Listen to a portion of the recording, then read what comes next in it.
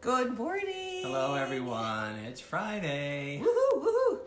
I was just saying yesterday that it's only been a week now. Actually, it'll be a week Mandated tomorrow by New York since State, we right? are on pause, and it feels like it's been a month. It does. Yeah. But still excited about all the wonderful health topics we get to cover. Yep. And today we are going to be talking about food, one of our favorite subjects. Expert. Well, I just really enjoy everything about it. I think I mentioned yesterday I'm a huge fan of cooking it. We're both actually really into the cooking. We love the art of food. Yeah, and I think one of the reasons that is true is because we like to eat it so much. So, we like feeding people too. Yes, yeah. It's very gratifying. I think one of the most gratifying pieces of being a mother is actually watching your kids enjoy a healthy meal that you prepared. Definitely. It's a really nice feeling, as well as friends too. Sure.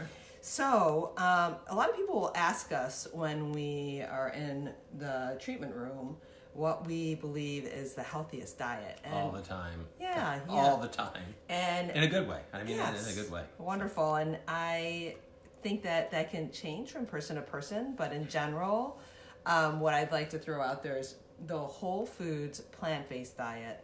And you guys might have read some about that. It's a wonderful topic out there right now, and important for people to understand.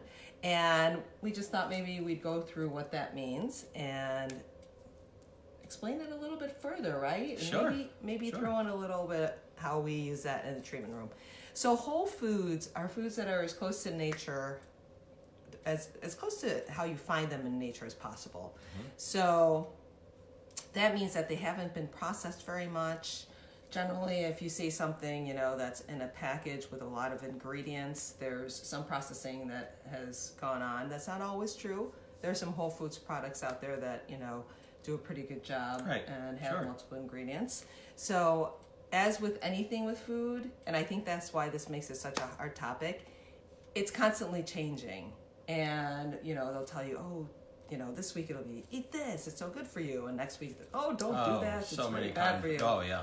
So eggs are bad, eggs are good. Yeah. Salt is good, salt is bad, etc.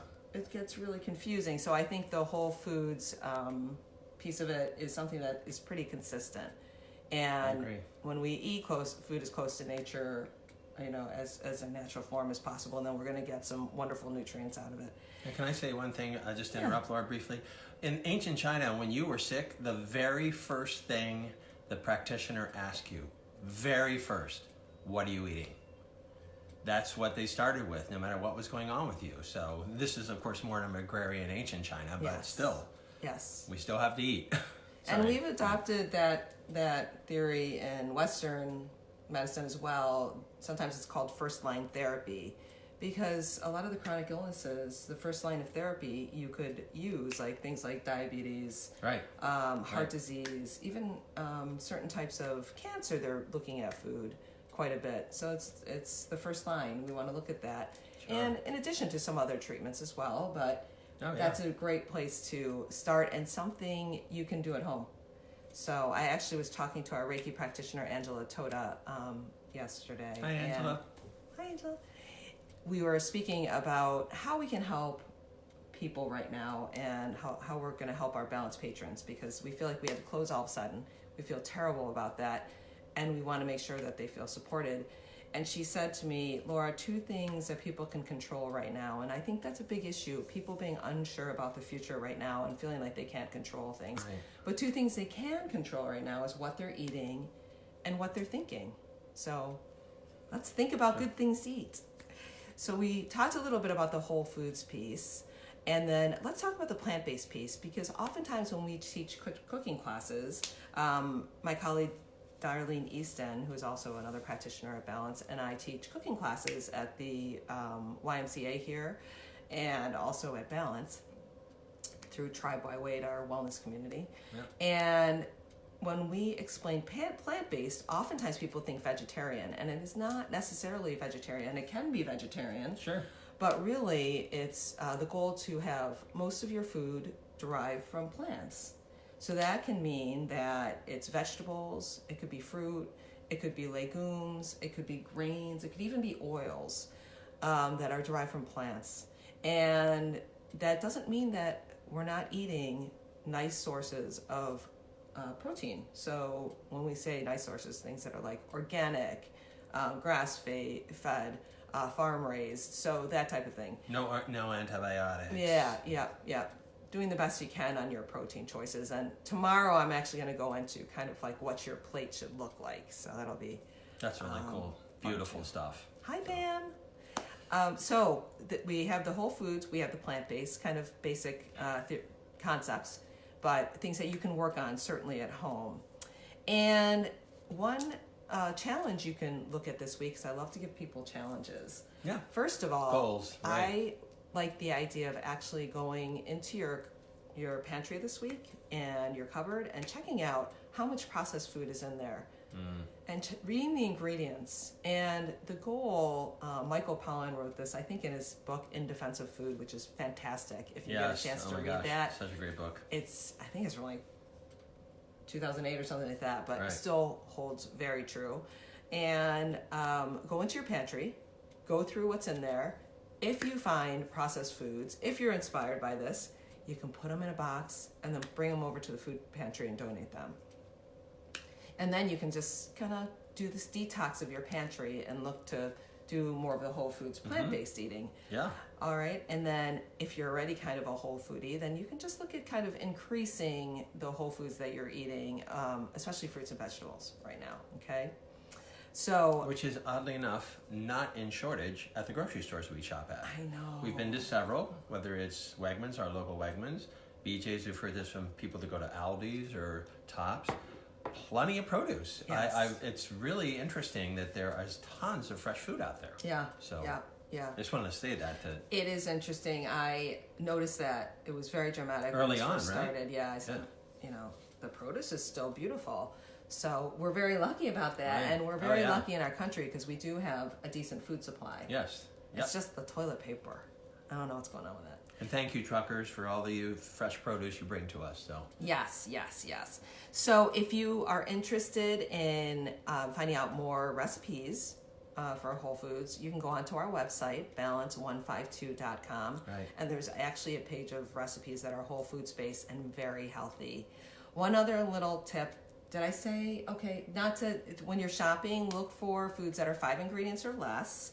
And then also, if there are ingredients in there that you're having a hard time pronouncing, maybe don't buy it. I mean, there's definitely, right. There's definitely some nutrition terms that are very difficult to pronounce.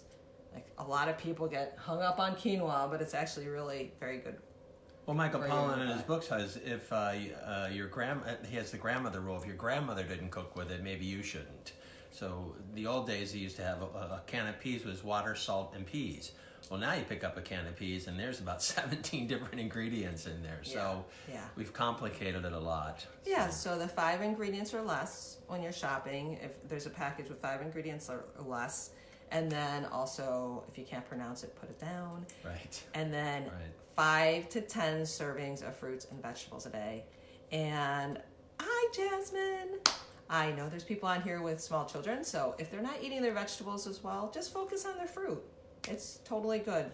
I always think it's nice to put those veggies on the plate and let them just see them, even if it's like just one little piece of broccoli.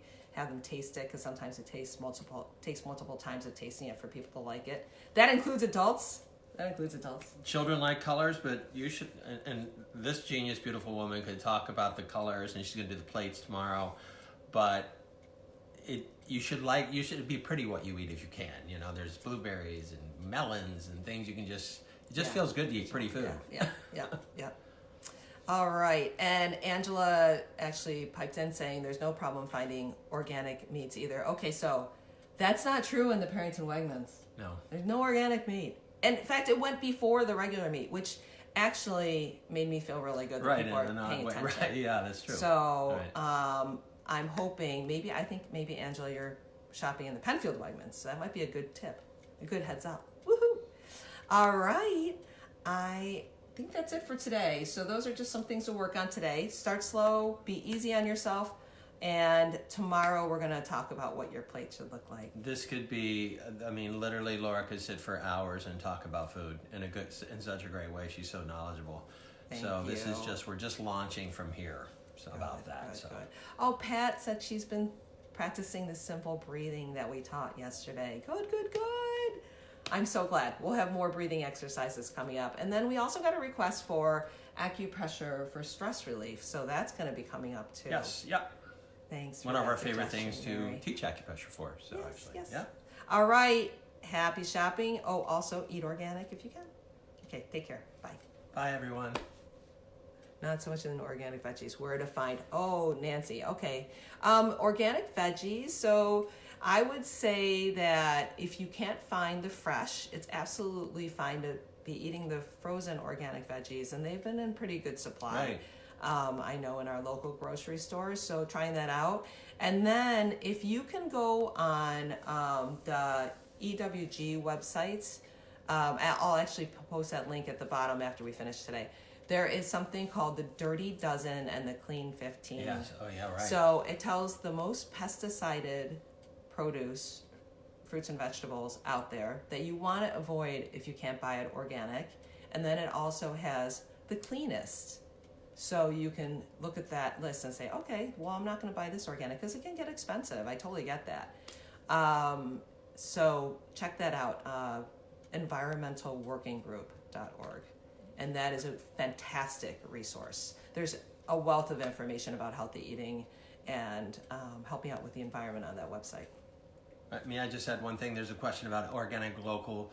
If you can get local, which we're not in that season yet because it's March, local usually is the closest to organic. They usually don't spray a lot. Local small farms don't use a lot of sprays and pesticides. Yeah, and definitely ask if you're at the farmer's market. I know we're supposed to be distancing now, but the Rochester Public Market is still open. You can certainly ask the farmers and just ask them, okay, what's your spray rule? What type of chemicals Sure. can you use? Because that's the problem with some of the smaller local farms. It's expensive to get the organic certification, so sometimes they don't do that, but they are not spraying. So Right. If they're not, because they're not organic doesn't mean they're using all these pesticides. So yes, I'm sorry, I didn't want to. I just want to make sure people get that question a lot clinically. Yeah, So. yeah. And, I'm checking the comments feed all day. So if you guys have questions about this food piece, Right. because there's usually a lot of questions, then feel free to ask me and I'll be happy to answer. All right. Have a great The second goodbye for the day. Bye. Bye, everyone.